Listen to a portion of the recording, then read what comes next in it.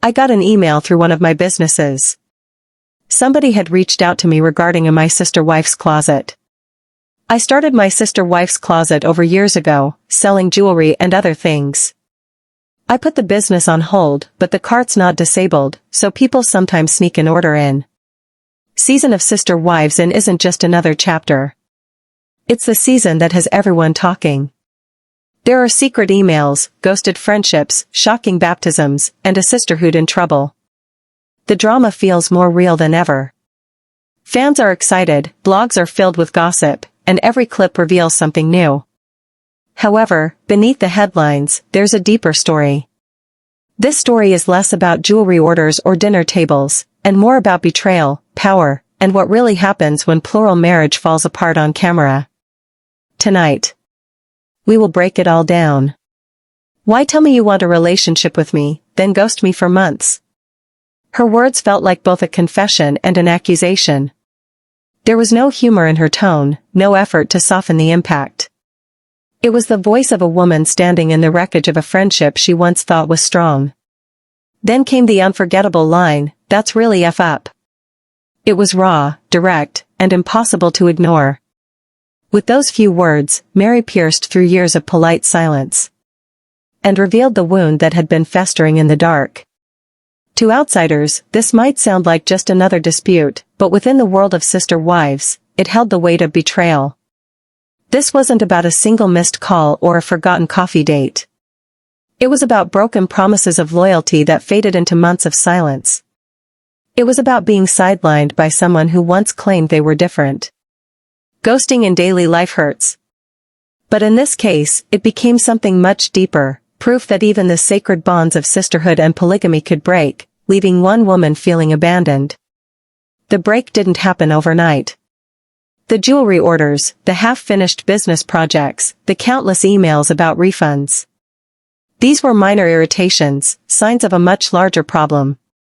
Meri recognized it, and the viewers did, too. What was once shown as a united group of women navigating an unusual lifestyle was unraveling piece by piece. Every silence between them grew louder. Every unanswered message created more distance. It was no longer about lost packages or stalled projects. It was about feeling abandoned. Yet what makes this moment so powerful is the silent devastation beneath the anger. Meri's words weren't shouted in rage. They came from disbelief, as if she still couldn't comprehend how someone who promised support had simply disappeared. That's why it resonated so deeply with fans. It wasn't merely an argument. It was a painful realization that the unspoken bond of sisterhood had been shattered. In that moment, viewers understood what polygamy rarely reveals. The connections between the wives were never guaranteed. The foundation wasn't as solid as it seemed. This was when fans grasped the reality. The sisterhood was broken and it wouldn't be restored. It all started with an email. A customer, frustrated and tired of waiting, wanted answers about a purchase made years ago on a forgotten website. For most families, a refund request would be a simple issue. But for the Brown family, that message meant much more than just words on a screen.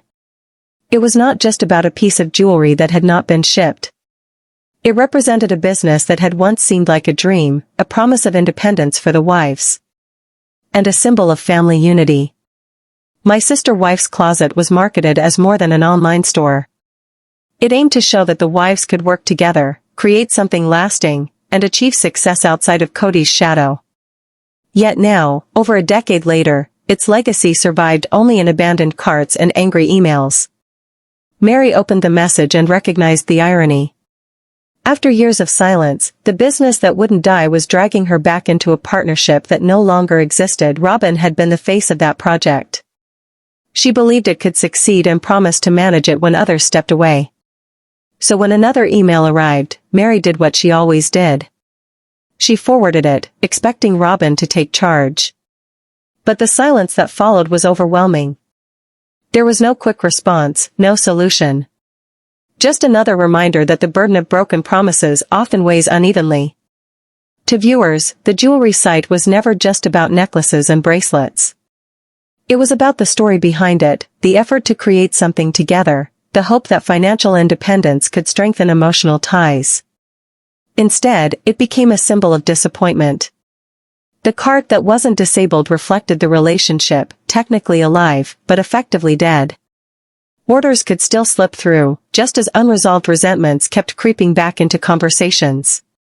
Each unanswered customer felt like a ghost from the past, forcing Meri to face what she already knew. That the business was never really about sales. It was about trust, and like the rings and pendants they once tried to sell, that trust had faded. What remained wasn't profit or pride, but the painful truth that promises that once sparkled with potential could turn into reminders of neglect, manipulation, or abandonment. When the world shut down, every family clung to what they had. Isolation made people desperate for connection, for the small rituals of comfort that reminded them they weren't alone, but for Meri even those lifelines were severed.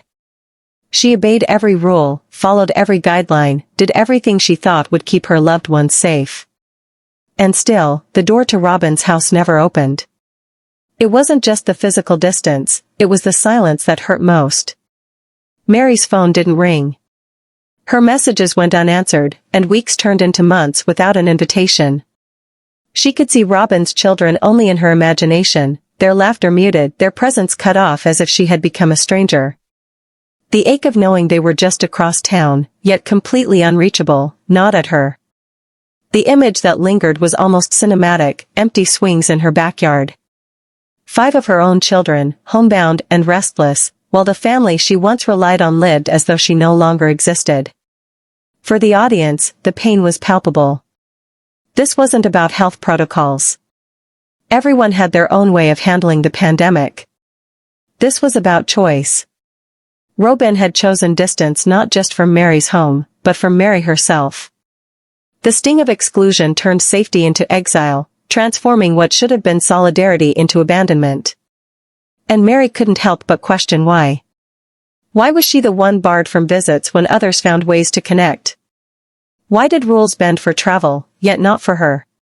As the months stretched on, loneliness hardened into doubt. It wasn't only about missing the children. It was about realizing that the bond she thought would hold through crisis had already been cut. To be ghosted during the very moment when the world craved connection made the betrayal sharper, almost cruel. Fans watching felt the weight of it. The woman who had once been promised a lifetime of sisterhood now left to wonder if those words were ever sincere. And that's where the question lingers, unresolved and haunting. Why did Robyn avoid her when she needed her most? Was it fear, convenience, or something far more deliberate? The silence was never explained, and in that absence of truth, Meri and the audience were left to fill in the blanks. The phrase slipped out almost casually in confessionals, but it carried the weight of years. Robyn was the new shiny toy. For Meri, Christine, and Janelle, that description wasn't gossip. It was their lived reality. Kody's gaze had shifted, and with it, the balance of their world. What began as excitement over Robyn's arrival had slowly curdled into resentment, because the attention she received was not shared. It was hoarded, the pattern was impossible to ignore, where once Kody's energy was spread thin among households, now it pooled at Robyn's doorstep. Holidays, decisions, even the smallest favors seemed to funnel her way.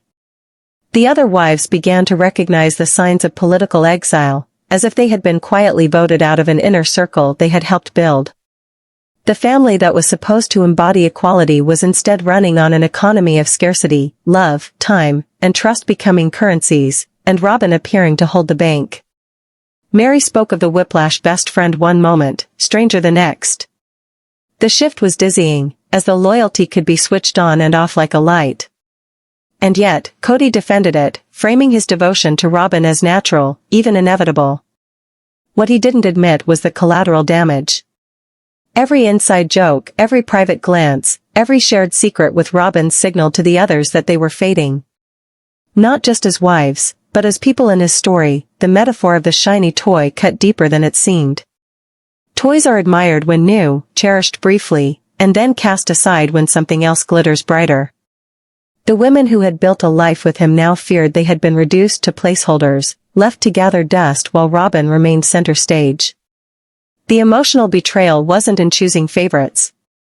It was an erasing the history as though decades of loyalty and sacrifice could be dismissed in the glow of novelty.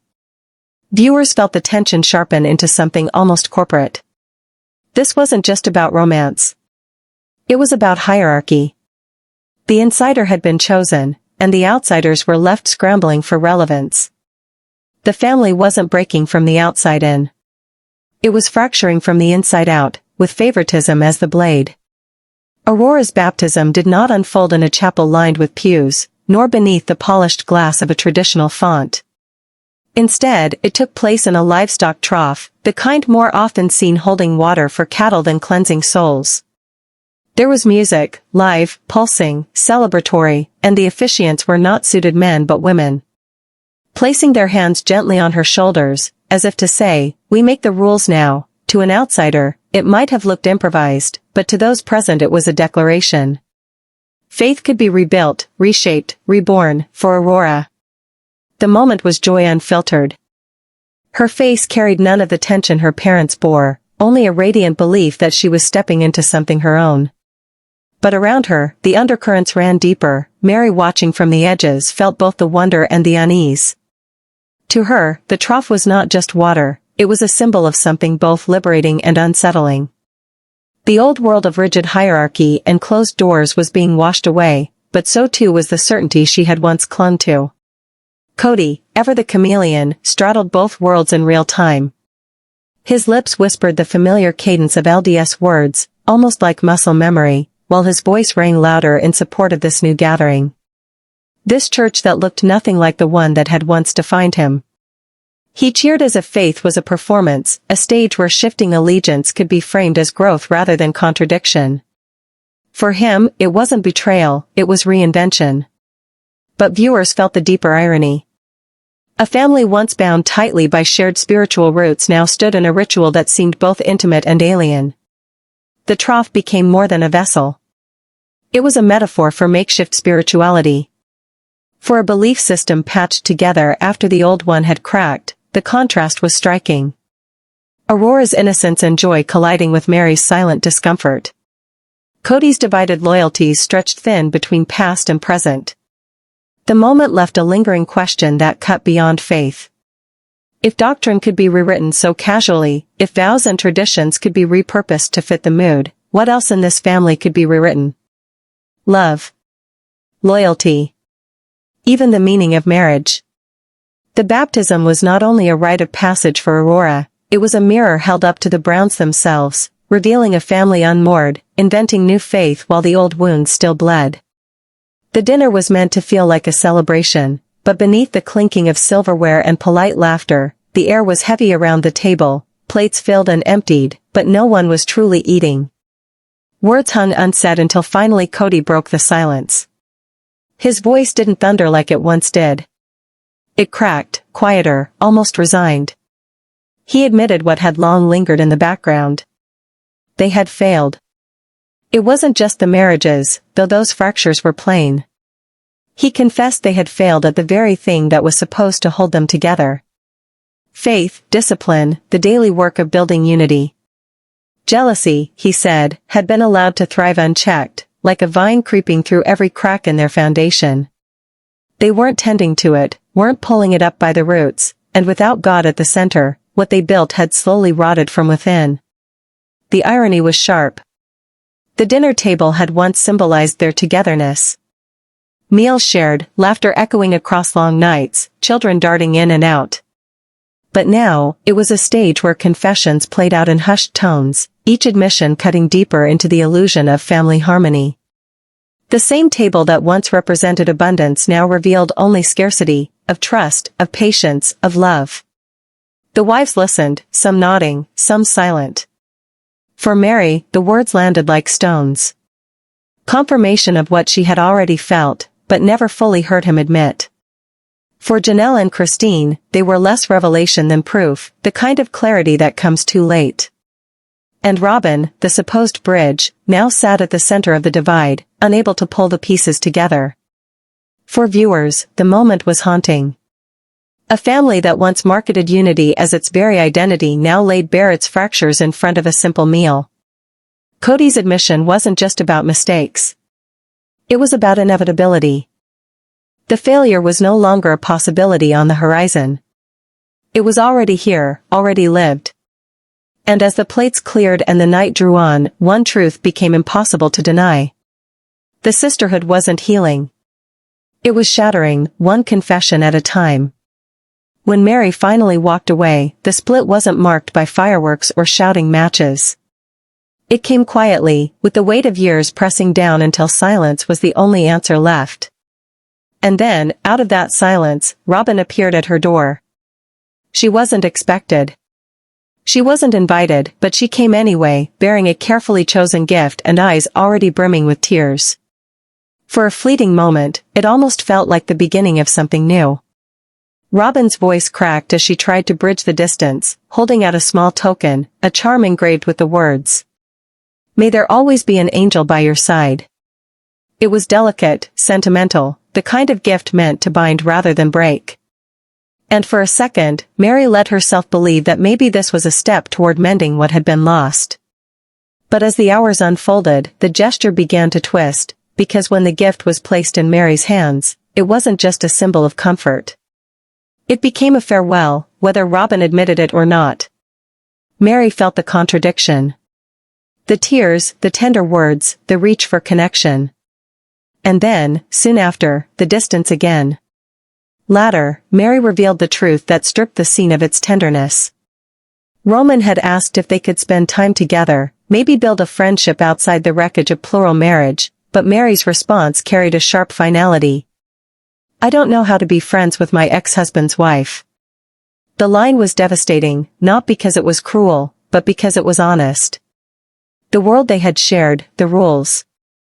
The roles, the fragile alliances, had never prepared them for a relationship outside of Kody. Without him as the glue, the pieces no longer fit. That gift, meant to be a bridge, turned into something closer to a gravestone, a small glittering reminder of a bond that once mattered, now buried under too many betrayals and too much time. The angel by Meri's side was no longer Robyn. It was her own solitude. And for viewers, the whiplash was unforgettable. The moment began like a reconciliation scene written for hope, only to collapse into rejection and resignation. A gift given in love became the clearest symbol yet of goodbye. In the end, Meri's voice carried less anger than exhaustion. She didn't shout. She didn't accuse.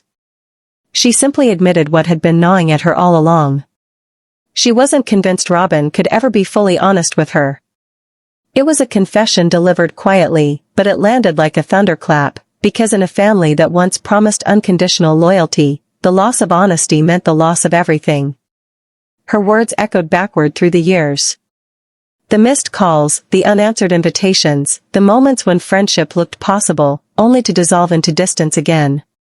Each silence, each sidestep, each unfinished conversation, they weren't accidents. To Meri, they were proof of a deeper fracture. A bond once sold as unbreakable had been corroded by omissions, by half-truths, by a trust that no longer existed.